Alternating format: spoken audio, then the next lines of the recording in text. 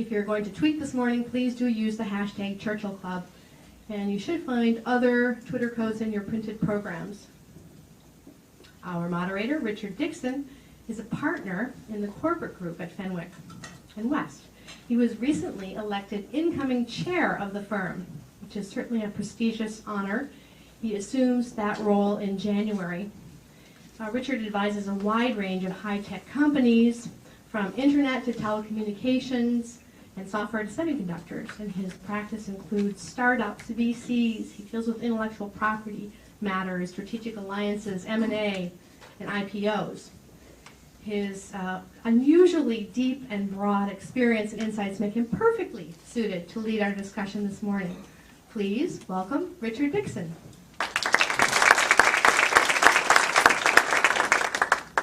Thank you. Pleasure to be here. I'm pleased that you all could join us.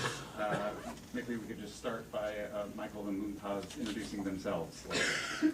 Michael has a longer introduction story. But less to say. My name is Michael Rayner. I'm a director in Deloitte Services. I've been with Deloitte now for about 13 years since I rejoined the firm in 2000. I have an undergraduate in philosophy, an MBA, and a doctorate from the Harvard Business School, and have been in the eminence and research function at Deloitte pretty much nonstop since 2000. I'm Ahmed. I've been with Deloitte for 30 years, or 30 plus years, in 3 continents, but most recently in San Francisco for the last 13 or 14 years. I run strategy, corporate development, and brand innovation, etc. for the firm. And I also continue to consult, mainly in telecommunications and technology.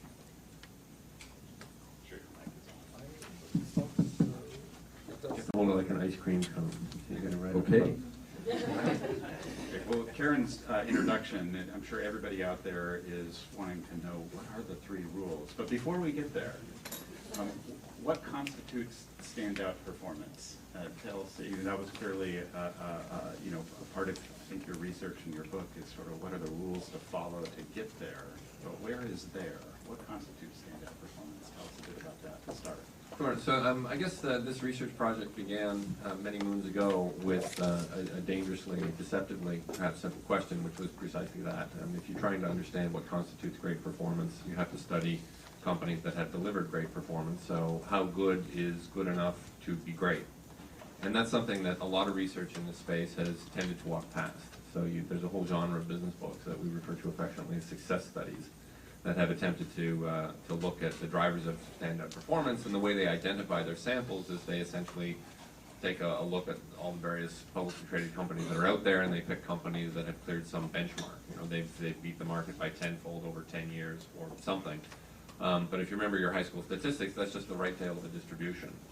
There's no guarantee that anybody has been good enough for long enough to have any confidence that there's more than just lucky random walks at work here. And so where we started was really trying to wrestle that particular alligator to the ground, and that was a couple of years of effort in close collaboration with a professor in the McCombs Business School at the University of Texas at Austin, a fellow named Andy Henderson. That gave rise to a very particular approach to understanding corporate profitability that allowed us to quantify the confidence that a company was far enough beyond the right tail of the distribution that we knew there was something special going on. And so that foundational question and the answer that came out of that is a large part of what gave us the confidence to continue with the work. So measured by what? Stockholder returns? Good question. Hopefully this is working now. Yes. So we chose to look at return on assets. We looked at return on assets because as a measure of what management can influence and do, it appeared to be, to us, to be the most relevant. Now, there are variations, whether it's return on invested capital, return on equity, etc. They're all lined up quite closely. But it was really what management is able to do with the capital that's employed in the business that appeared to us to be most relevant. And we could have looked at TSR, but then TSR, sifting, sort of separating and parsing between expectations and fundamentals becomes a real issue. So that's what we chose to do. And we looked at return on assets for all U.S. public companies for as long as the data are available in order to do this work. And curiously enough, when you look at shareholder returns through this lens, right, how something that is statistically unlikely, it turns out that actually, as far as we could tell, no company has ever delivered exceptional shareholder returns. And in some sense, that's kind of comforting, right? It means the capital markets are sufficiently efficient that if somebody's delivering outsized returns over time, people pile into the stock, price goes up, returns go down, there's regression to the mean. It's only when you look at the real economy, right, where things like barriers to entry and inimitable corporate assets and so forth that makes it possible to actually earn what they would call in the business economic profit as opposed to merely accounting profit. So how was your approach? There's, as you noted, there's a ton out there on how to be successful in business. And a lot of that is quantitative research of, you know, one form or another. And then the outputs from all of that, if you tried to follow it all as a manager, you could twist yourself in knots. So what's different about your approach fundamentally? I think we're looking at the right phenomena, which is fairly fundamental but quite distinct. So if you take a look at all of the, you know, the vast majority of what's been written on this topic, and you then take a look at the companies that people chose to look at in order to understand what determines standout performance, what we find is whether you look at it from a return on asset basis, whether you look at it from a TSR basis, whether you look at it from a growth basis, that essentially only 8% or so of the companies that are featured in all of this work are actually standout performers. So if you're looking at the wrong thing, it's highly unlikely that you will take away the right inferences as to what determines standout performance, which I think that was at the heart of it. So we better pretty quickly get to what did you find? So the three rules, they are these. Ready? Better before cheaper, revenue before cost, and wait for it, there are no other rules. Oh wait, doesn't that mean you could only come up with 2 rules and you felt 2 wasn't enough? So Well, you had to add rules of another good one? literature demanded 3, I'm afraid. In short, no. And in fact, it's something I'll invite Mumtaz to elaborate on because he has good perspective on this, which is that the third rule is, in some sense, the negation of where we started our investigation. So I'll ask you to, Yeah, sure. In fact, we got to 1 and 2 through 3. And here's what we did. So we went out of our way to be very careful about finding and identifying companies that actually had standout performance. We then compared those companies to others that had statistically significant but different signatures of performance. And we tried to understand essentially what's different between great companies, good companies, and ordinary companies. And when you start to take a look at the evidence, we looked at it all of the usual ways. M&A, do the good ones do more or less? Depends. Diversification, movement into new segments, focused business versus a business in many sectors and adjacencies. When we looked at each of the things that's normally trotted out as the key to great performance, we found extremely mixed evidence, and really nothing systematic that said that great companies do more M&A, definitely get into product extensions, absolutely do geographic expansions, etc. No patterns. And so it was sifting through that we then began to understand maybe we shouldn't be looking at what companies do, but with a view to how they're thinking about these various initiatives. What is the higher purpose that they have in mind? That's what led us to the first 2 rules, better before cheaper and revenue before cost. So tell us more about those 2 rules. So each of the first 2 is our take on how exceptional companies essentially address 2 critically defining questions, right? The first question is, how do you create value for customers? If you're not creating value for customers, you haven't got a business, so how do you do that? And fundamentally, there are 2 ways a company can differentiate itself in the marketplace. It can either compete on the basis of price, so you can have the cheapest widget, or you can compete on the basis of non-price dimensions of performance, which, as the title would suggest, is anything that's not price. So value, quality, durability, ease of use, convenience, very long list. And what we found is that companies with exceptional performance competed on non-price dimensions of performance and very rarely, if ever, we're able to deliver exceptional profitability with a price-based competitive position. So is most competition based on a combination of value and price? And how do you determine whether a company is competing on one versus the other as opposed to somewhere on the spectrum of both? Yeah, I think we think of it in terms of two extremes, which is basically price and non-price value. But as you said, there's a whole band or zone in the middle, which is in the middle. Right? So you have versions of it. The numbers pan out. The evidence is that for really sustained superior performance, you are you're really at the extreme in terms of a really differentiated position, in terms of the attributes that matter to the customer segments that you serve. In the middle, where you basically strike what you think is the right compromise between price and value in terms of the proposition, can lead to good performance, long-run performance, but rarely does it get you into the top decile of performance often enough to allow you to stand out from the rest. You can make a reasonable living, but you are unlikely to essentially occupy the top drawer for a long time. And that's actually different from what you would read in kind of classic strategy theory, right? Classic strategy theory says you need to be differentiated. You can be a price-based competitor. You can be a non-price-based competitor. Just whatever you do, don't get caught in the middle. I'm not doing too much violence to the truth here, summarizing 30 years of strategy research in that way. But what we found actually goes in the other direction. It says it actually, non-price-based differentiation is actually a pretty miserable place to be. Extreme non-price differentiation is systematically associated with superior performance, and being in the middle is actually not nearly as bad as you might have thought.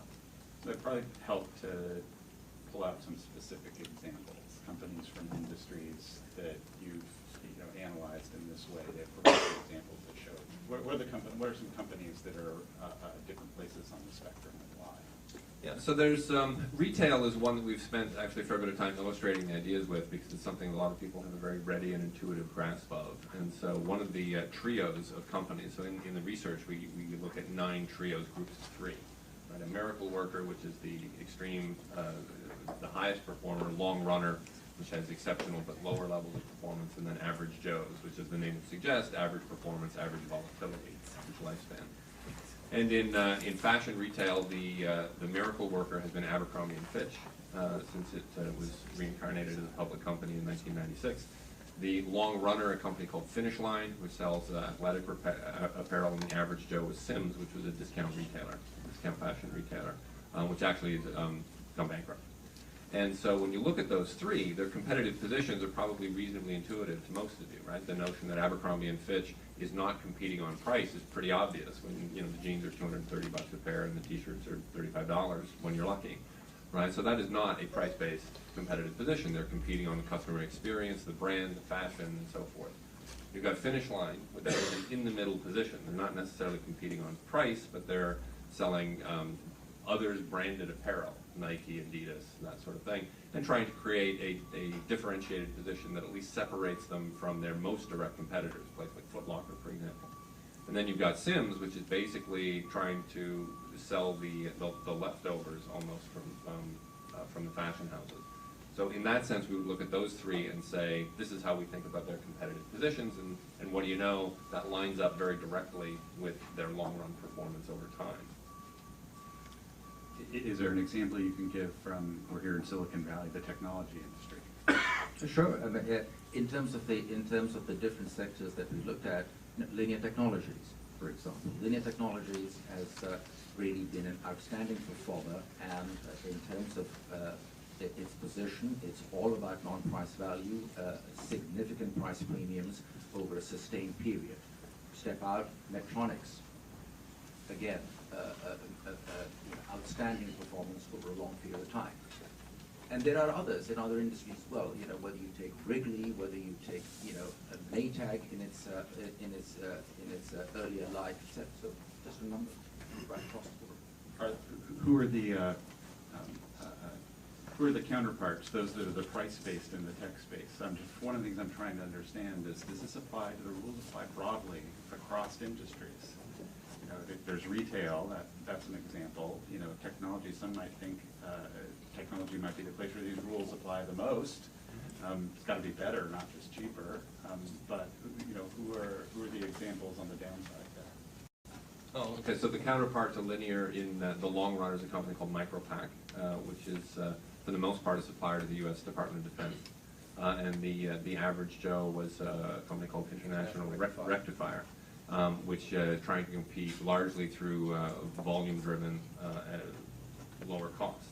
But what you see is that that linear is able to command the price premium as a consequence on focusing on very small, a very large number of relatively small accounts, and so as a consequence, its products feature prominently in its customers' products in terms of driving their differentiation in the marketplace, which makes them very valuable, but they tend to be a relatively small percentage of the total cost.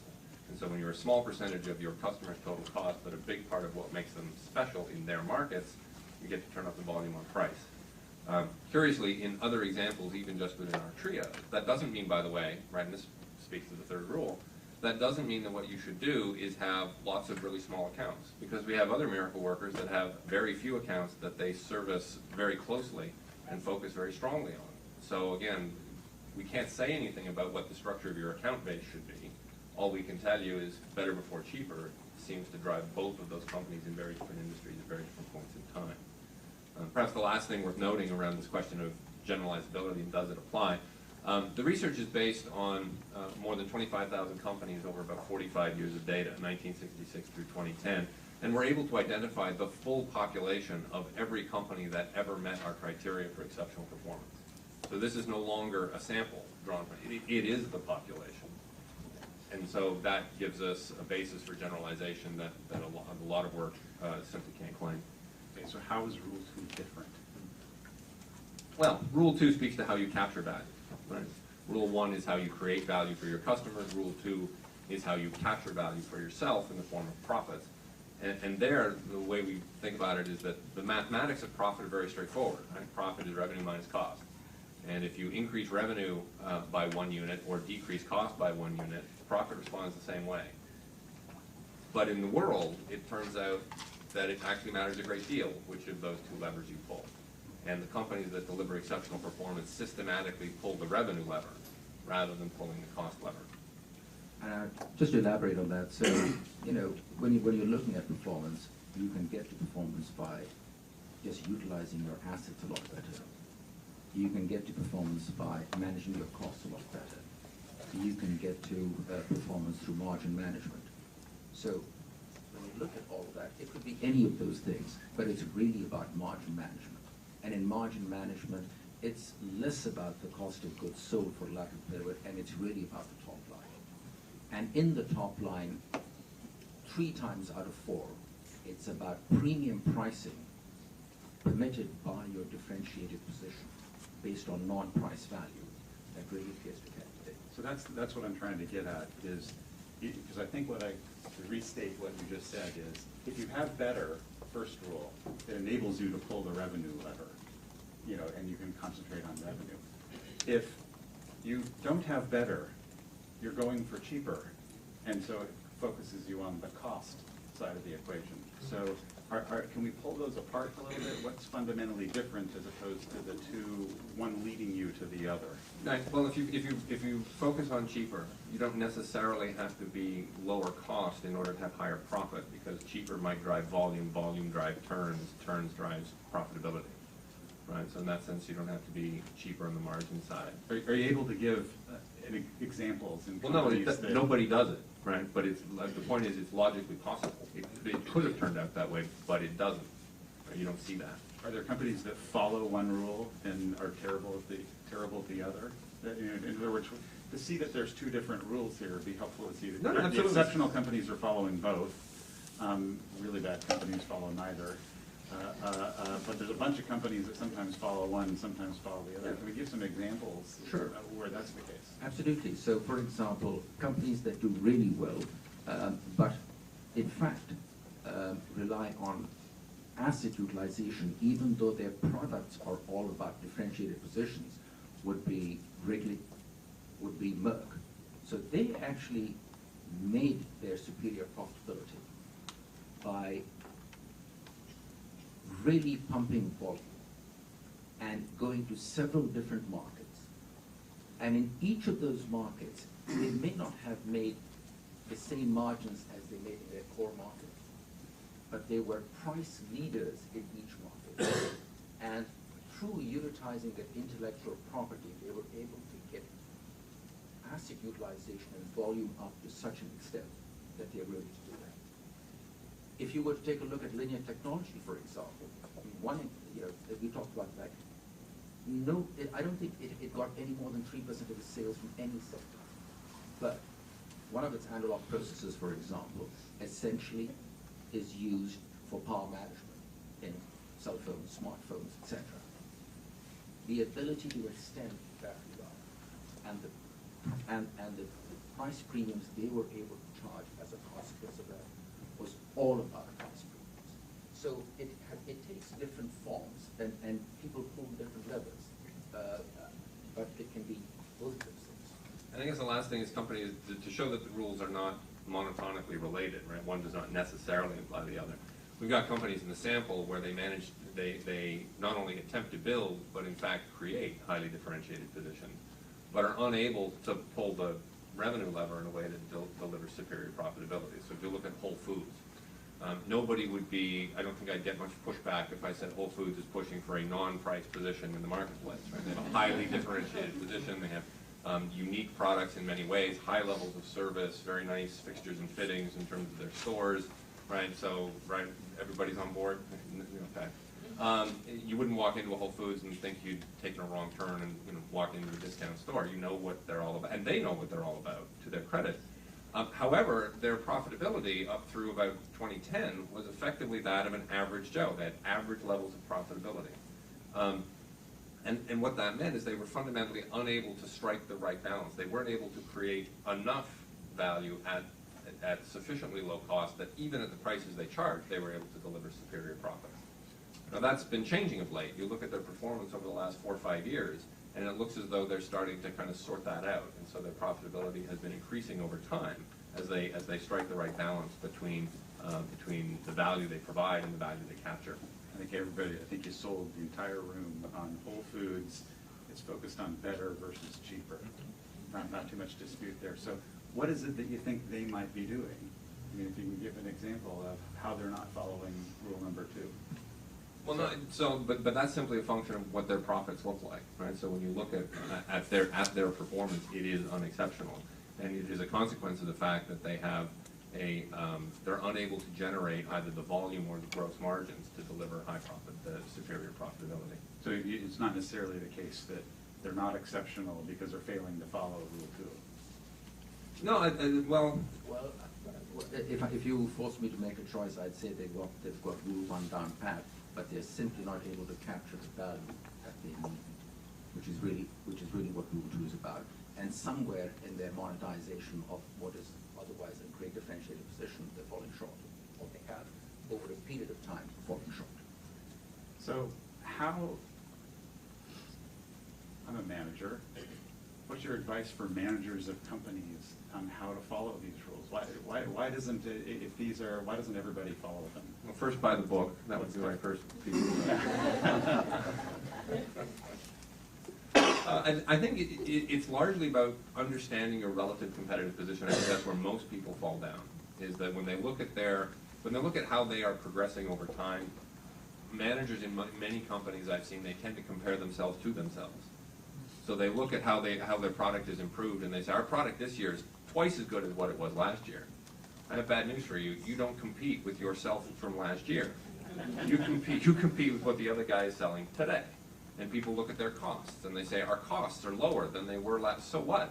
The only thing that matters is what is your relative competitive position and relative revenue position compared to the relevant competition today. Now, forgive me if that sounds obvious, but based on my relatively limited experience, I would say that is something that people routinely forget. And that understanding that in a way that drives the choices you make is something that a lot of people just don't do. And so that's a big part of the reason why they don't follow the rules. I don't know, what would you think? I agree with you. I just think, Richard, that there's just a lack of a strategic coherence, especially in companies of any size and scale and scope. The ability to focus on the few things that matter. I'm trying to wean our own firm of, we're the largest professional services firm in the U.S. I'm trying to wean our own firm of the growth. That growth is everything. It's an outcome as far as I'm concerned, as opposed to the objective. Right. So, just to get people to focus on the few things that matter and look in relation to the competition, as opposed to thinking really only about the top line and only in relation to yourself in the past, I think those would be important things. So it's the relative price-value proposition that's everything as far as we're concerned. And then I guess the last piece of it is that, I think it was Samuel Johnson said people benefit more often from being reminded than from being instructed. And very often when it comes to running companies, we kind of feel in our tummies that competing on the basis of value is better. Driving, you can't cut your way to greatness. That's been around for a long time. But when it comes right up against it and people are forced to make the many choices that they make every day in the face of the various temptations and distractions and pressures that they face, shockingly, it's easier to do the easier thing. And so, to some extent, our hope is what the research does is provide people with the courage and the confidence to actually make the hard choices and stick with better and revenue. Yeah, well, Mumtaz, you said something that was interesting there in the context of your own organization, because Rule 2 says revenue, not cost. Some might interpret revenue as grow it. Yes. You said no growth for the sake of growth. Right. So how do I reconcile those? So what I'm really trying to make the distinction is between indiscriminate growth and growth rooted and based on great position. Make sure. Right. So I think that's critical because the fashion has been to grow larger, add more adjacencies. We can also do this. We can also add on this. I do forensics, why can't I do X? And so you continue to build out the footprint and you get very large. But are you perceived as the class act in each of the markets that you perform in is an entirely separate proposition. And for me, it's about that positioning and growth that is an outcome of that positioning. It's the quality of growth that I think really matters. Don't be driven by one rule without making sure you're following the other. Absolutely. In fact, that's why it's Rule 2 rather than Rule 1. Start with positioning, and then good things should follow as long as you can capture value now that you've created. So I think the application examples are really helpful. There may be some in the audience that are saying, well, we looked historically at a bunch of companies, those that were successful by whatever measure, in this case, return on assets and so forth. You might expect successful companies to grow revenue. You might expect unsuccessful companies to reduce costs. They're forced into that situation. They're not being very successful.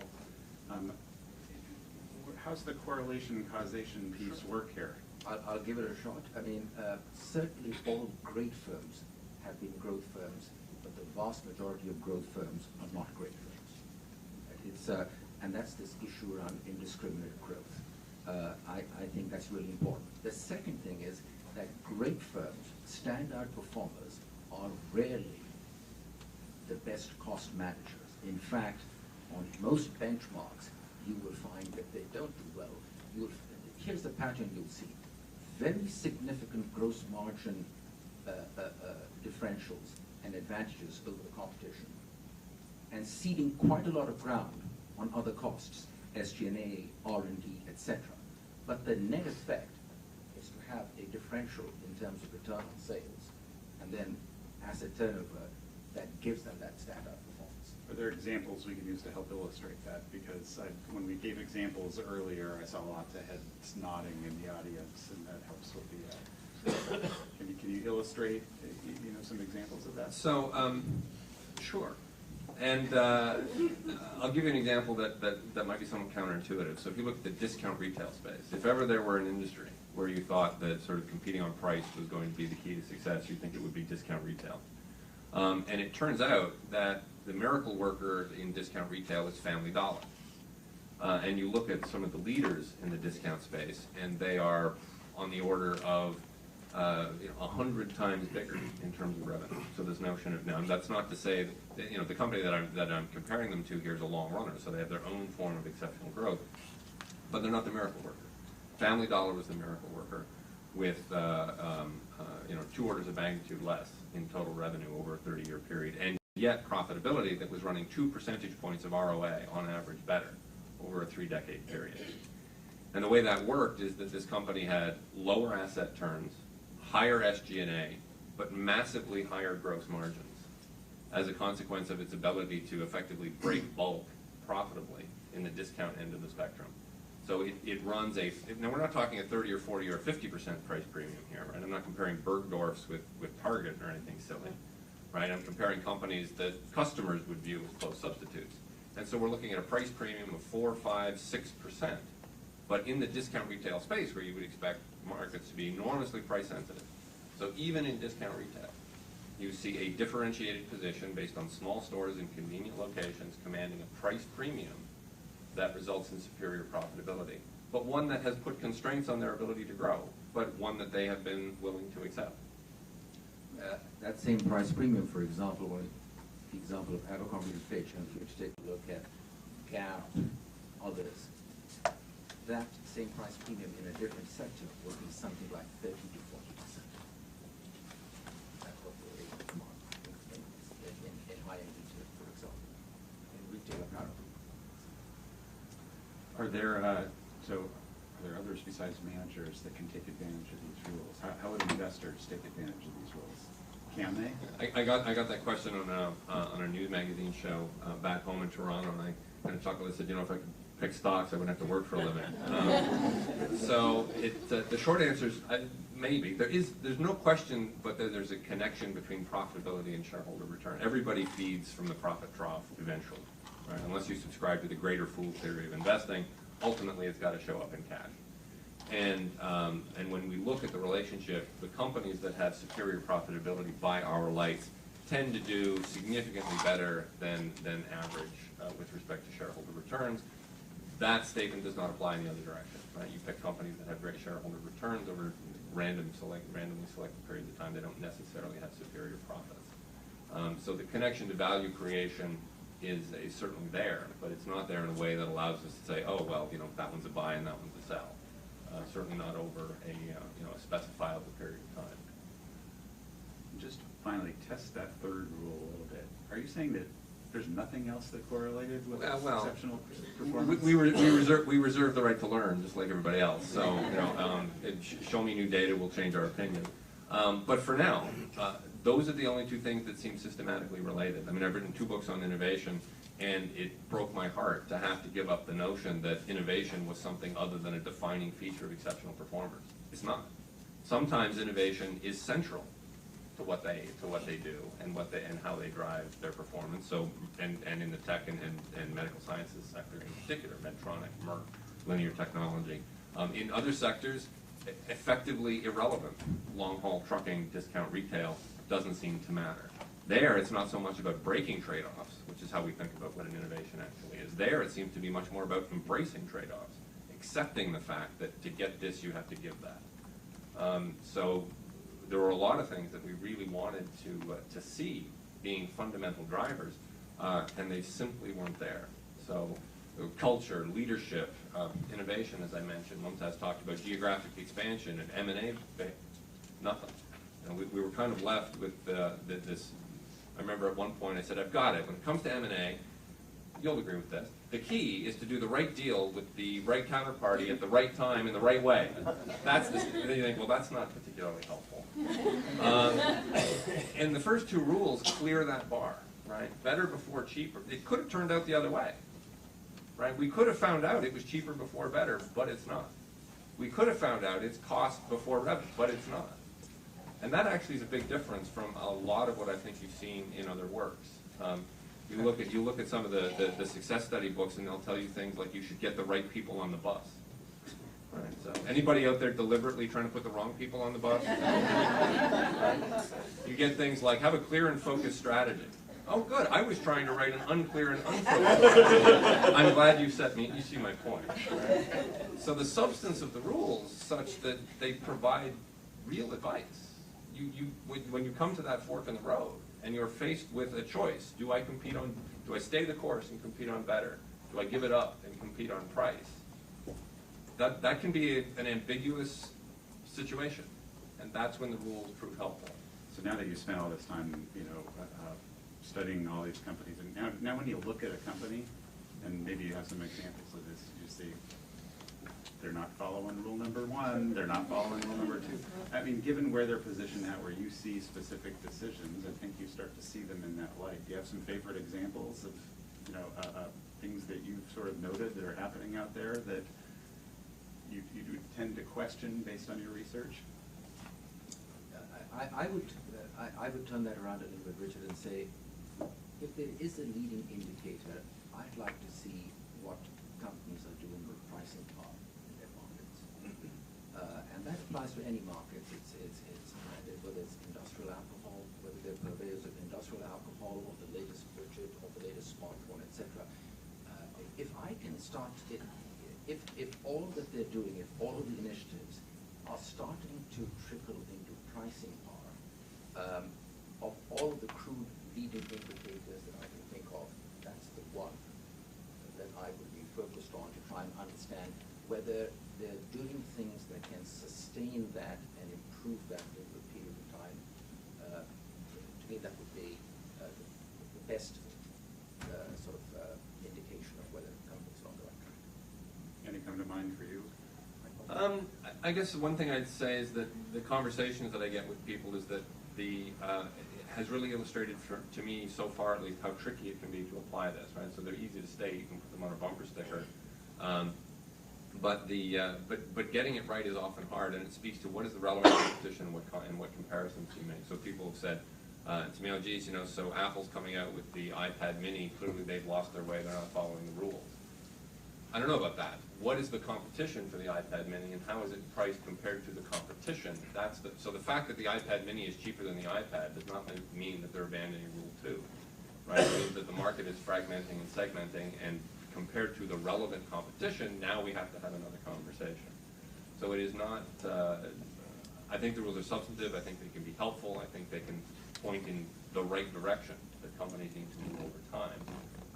And the more I've worked with them, the more I've realized that it's hard to apply them accurately and well. Would that it were simple, but if these things were easy, we'd all be rich, right? Well, I think it's about time for me to stop asking all the questions and let some others participate so that we can find out what questions I really should have been asking. One headed towards the back there. Hello, my name is Doug Andre, and I just had a question. Did your study just study purely American companies? We looked, the work that we've done, the data is a global database, and it extends right across. But from the point of view of just looking, being able to do the case studies, etc., we focus those on U.S. public companies. Okay, well, the question I had is Samsung. And like Samsung went through 3 different stages of, your 3 questions. Initially, Samsung was market share driven in cell phones. They were also the lowest cost, but they really didn't care about premium pricing. But whereas you telescope it to today, they're very much concerned about, having high-end phones. And in fact, their high-end phones, with the exception of the United States, outsell Apple 2 to 1. But at the same time, if you look at their bill of materials for being, what goes into their high-end phones, they're far lower cost than Apple because they're sourcing things internally. So also within their low-end product line, they also, still focus on gaining market share, but their top-line revenue is growing far faster than Apple right now. Can a company, depending on their product line, follow 3 separate sets of rules, depending where they are, and still be a very successful company? I think it's a I think it's a tough balancing act. Because, I mean, when you're down to it, it's talking about separating operating models and strategy models between different parts of the business. But I think if you're big enough and you create the structures in order to be able to do that, I think it should be possible to do so. Another company that's attempting that from the same country, of course, is Hyundai. They're moving up market now, having done the volume play for quite some time. So there are examples of that, but it requires separation of just operating models, and more people sort of fail at that and succeed, would be my reaction. But nothing to stop that from happening. The only other thing I'd add is I don't know right now whether Samsung has exceptional profitability or not, right? So you can look at companies that have behaviors that are consistent or inconsistent with what we might prescribe, but until we're able to say, well, they've delivered outsized performance, yes or no, we can't say anything about the relationship between the strategic choices they've made and how that has driven profitability over time. So I just don't know, and I don't know the answer to that question. Electronic company in the world in terms of percentage of sales. I'm sorry, say that again? They're the second most profitable company in the electronics industry outside of Apple as a percentage of sales. Let's go to the next. Okay, but that actually may not matter, right? Because what we're looking at is relative profitability, correcting for things like size, industry effect, survivor bias, country of origin, right? We want the relative profitability, not the absolute profitability. So in percentage points, they may have the highest and second highest number. In terms of relative position, we have to do the math before we know whether or not they've delivered that outsized performance. Let's go to the next question here. Is it on? Thank you. This relates to the question of innovation. I'd like to take you back to Whole Foods. If you look at the intangibles in a situation, which I know is very difficult the way you have structured your study, if you compare Whole Foods with a very small chain in the East called Wegmans, I don't know if you've looked, they're private, and already some people are shaking their heads because they recognize the name. Wegmans outstrips Whole Foods by a factor, I'd say, 10 to 1. With respect to what? In terms of innovation, in terms of how they have developed their brands and how they've used their brands. Whole Foods doesn't seem to even carry a candle to what Wegmans does on a daily basis. Now, this is a level of innovation that I think you can't capture in your study, but I think can be very, very important in terms of the success of a public corporation. If Wegmans were a public corporation and the figures are out, I would say you would find maybe some exceptions to your rules. For instance, what they have done is to build a reputation and then use that reputation to have private brands. In fact, they even have a private brand of toilet paper that they sell by the tons there. Whole Foods has some private brands, but their private brands don't have the cachet, even with the good name of Whole Foods that you have there. There are a number of other intangibles involved with this too. So how do you capture this spirit of innovation that you've talked about that allows Whole Foods to compete with an organization like that? Can you say more about why Wegmans is in any way an exception? Well, the number of things that they do, they have an unusual personnel policies that go with it. They give scholarships. They have an unusual cadre of people who come. But none of those things are exceptions, right? I mean, what I hear you describing are the specific mechanisms that allow Wegmans. So let's just we'll grant your premise, which is that Wegmans is an exceptional performer. Yeah. And what I hear you describing are the ways in which Wegmans does this.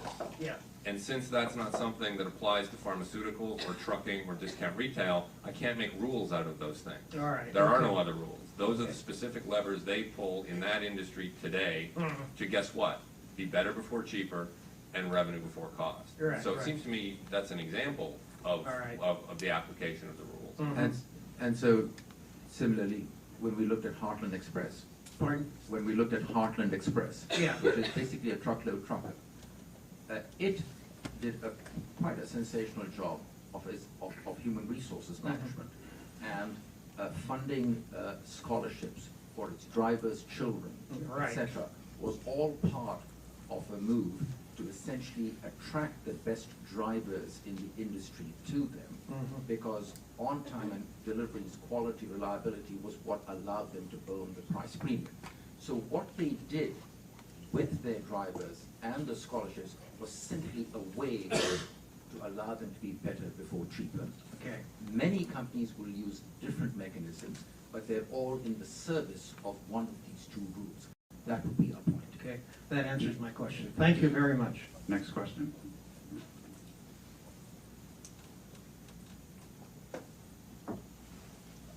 Thank you.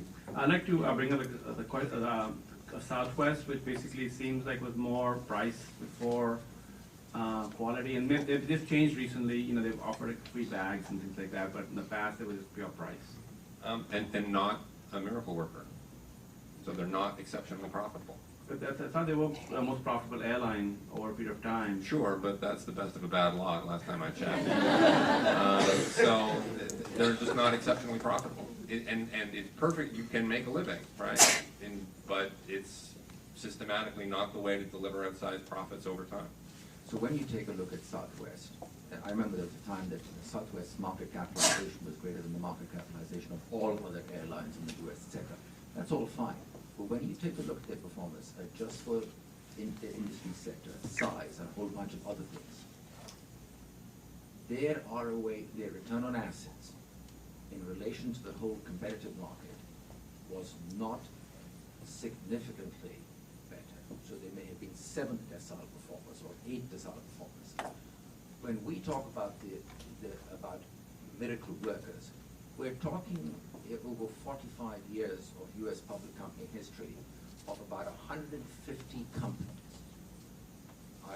You can imagine how many thousands that were able to deliver top decile performances in enough years that there was no ambiguity about the fact that they had done something different. So not only top decile performance, but enough of them given the lifespan of the company. In that context, Southwest, interesting, memorable, often trotted out, iconic, but not a miracle worker in the way we think about it. Great, thank you. I have a second question as well. It's about China. So China has been mostly a price leader.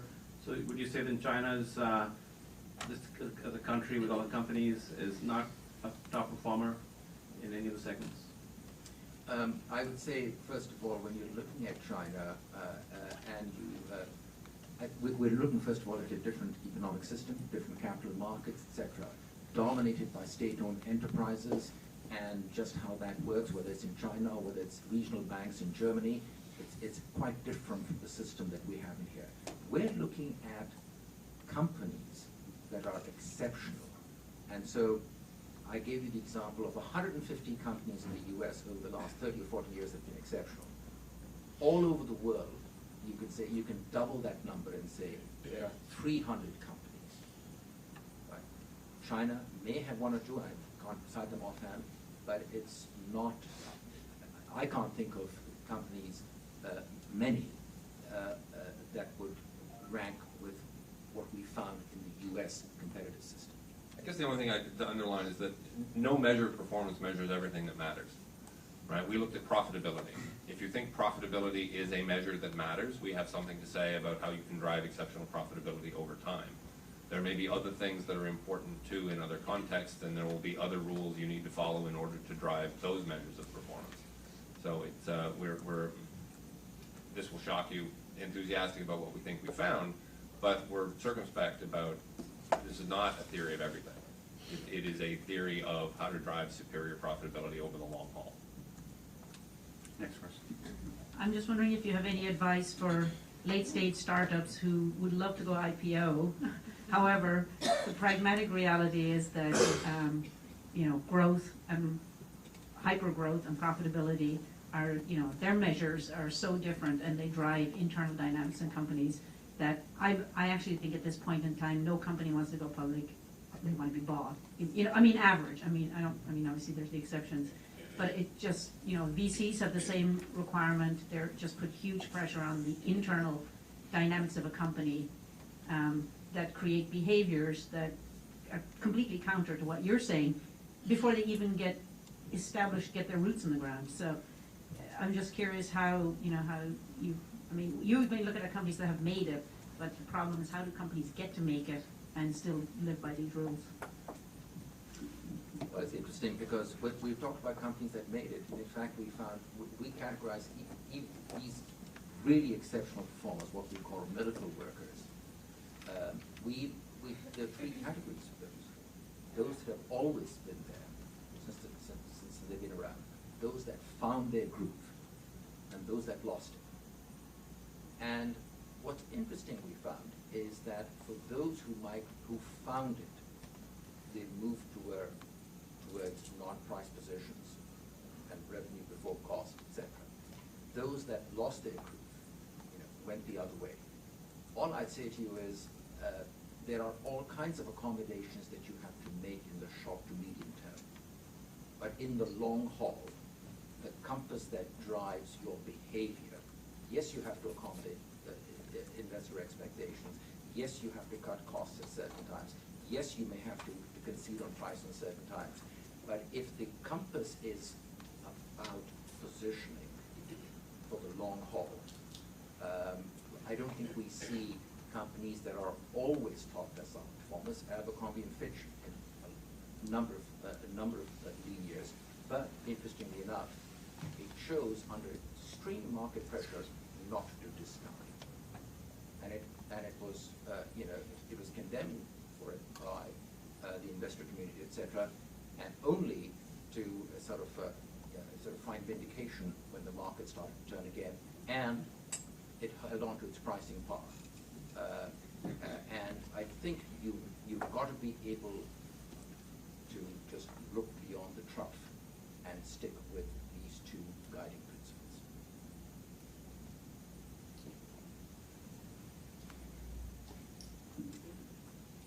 I'm Rebecca Rounds, Lighthouse Information Systems.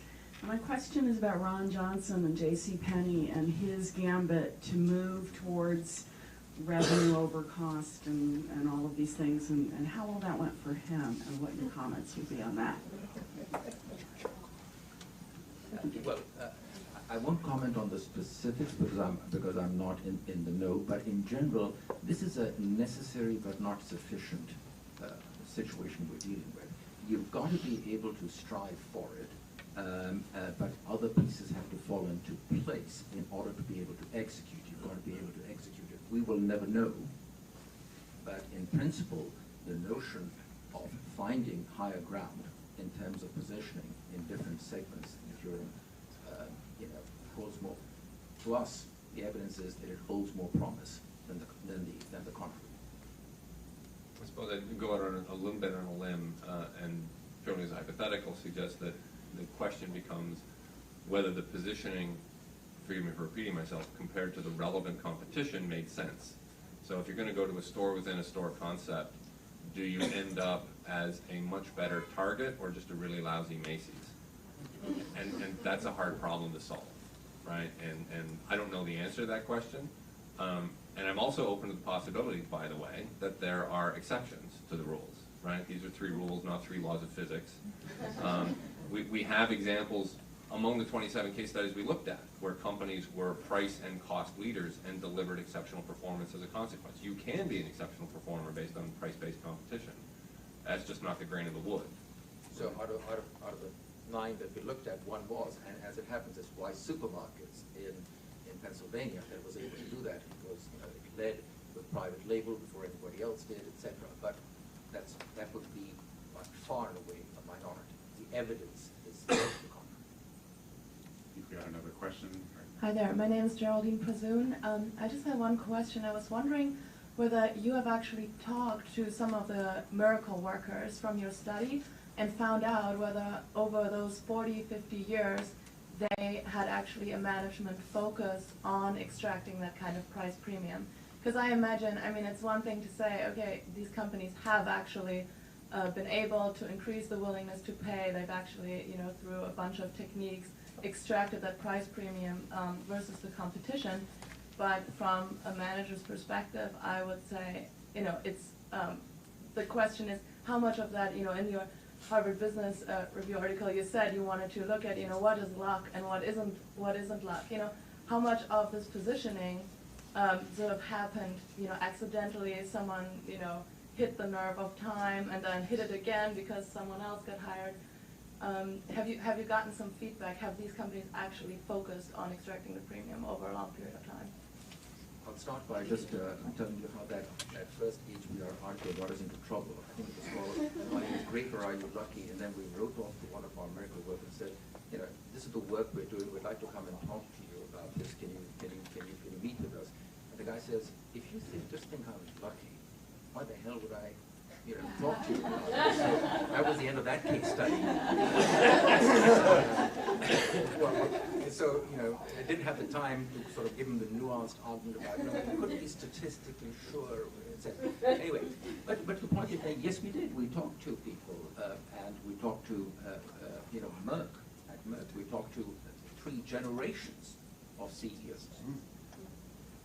Roy Vagelos being the one that was there from 1975 to 1995, first as head of R&D and then as CEO. And I think in many of these cases there is in this case, for example, an unerring instinct to just get the right solution, the best solution.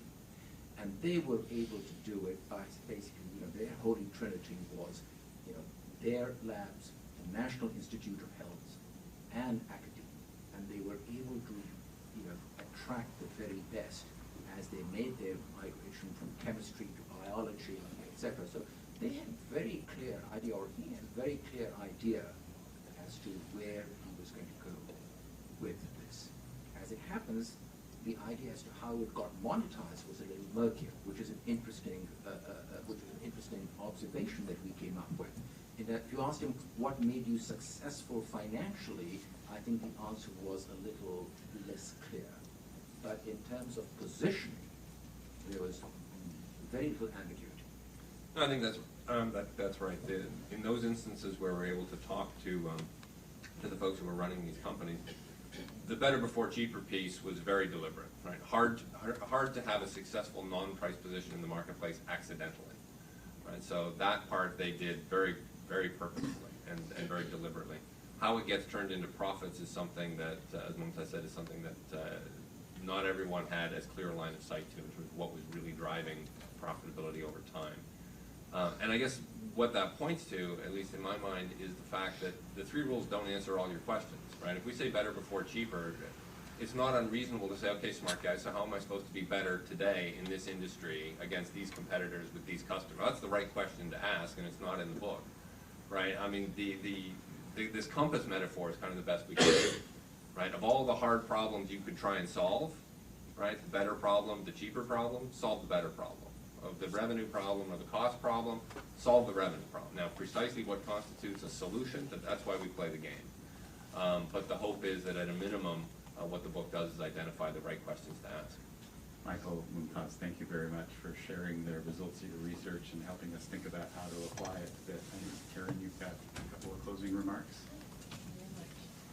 Michael and Mumtaz, thank you so much for sharing your perspectives so freely. This has really been a valuable conversation, yes?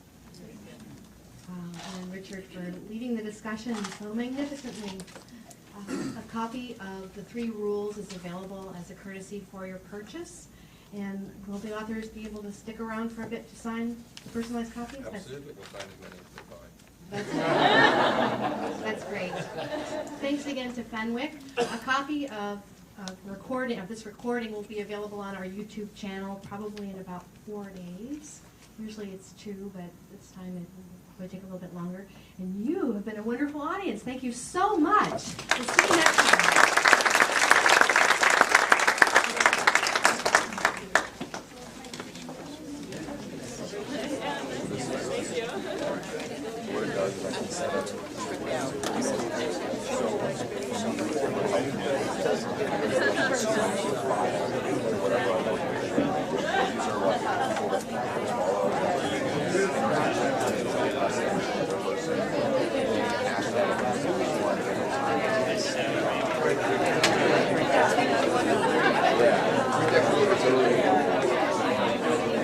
We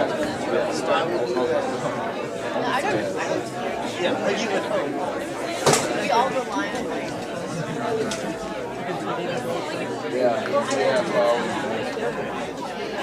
It's a good app. I know a lot of people use that one too. Tweet that. It's similar. It's got all the different. But it's for this it's really great. Wi-Fi connection is service. Were you able to log on to the light? Yeah. That's easy. It's nice that it's free. I know. Hotel especially really charging. It's on budget, but sometimes you don't do it. It's not worth $30 for one day. Right. And one day too, it's gonna be free everywhere. Right. And it's unbelievable that it's not. Establish a really good Wi-Fi connection for extremely cheap. Yeah, it's Google used to have an upgrade, but that Established a Wi-Fi system to the city. It's so slow. It's so bad. Not really sure